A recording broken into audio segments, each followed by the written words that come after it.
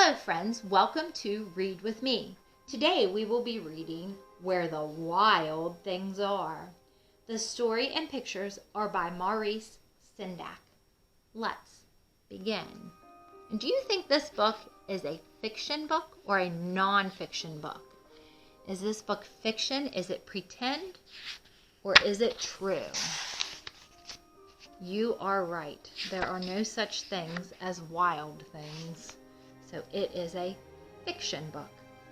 The night Max wore his wolf suit and made mischief of one kind. Oh no, look, he's nailing in the wall. And another. Now he's chasing and scaring the family dog. His mother called him Wild Thing, and Max said, "I'll eat you up." So he was sent to bed without eating anything. Look, he had to go to his room. He's not very happy about that, but he was not behaving. That very night in Max's room, a forest grew. Now, would a forest really grow in your room? No, that's one way we know this is a fiction book. It is pretend. And grew. I think he's liking the forest. He's smiling. And grew until his ceiling hung with vines and the walls became the world all around. Now he's in a forest.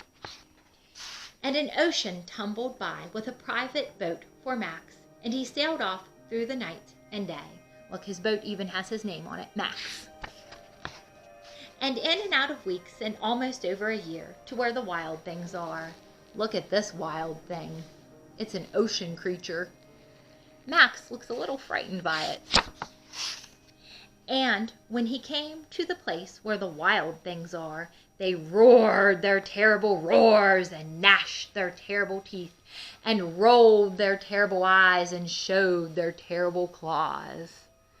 Max does not look impressed by the wild things. Till Max said, "Be still," and tamed them with a magic trick of staring into all their yellow eyes without blinking once. And they were frightened and called him the most wild thing of all. Look, they're all scared of Max. And made him king of all the wild things. Look, they're bowing down to the king. "And now," cried Max, "let the wild rumpus start." Look, I think they're howling at the moon. Ow! And now they're swinging in the trees, having their wild rumpus. And marching with the king.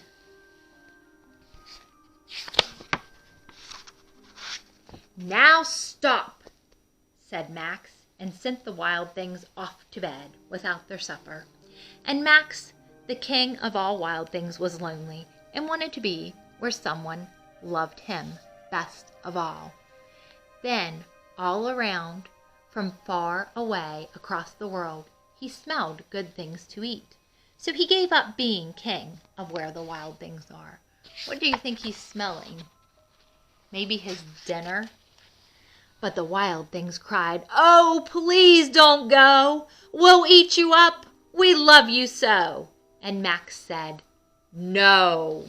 The wild things roared their terrible roars and gnashed their terrible teeth and rolled their terrible eyes and showed their terrible claws. But Max stepped onto his private boat and waved goodbye. And sailed back over a year and in and out of weeks and through a day. Do you think he's going home? And into the night of his very own room, where he found his supper waiting for him. Look, he's back in his room, and here is his supper. And it was still hot. Thank you for watching. Please consider subscribing, liking, and clicking the bell for notifications. Until next time.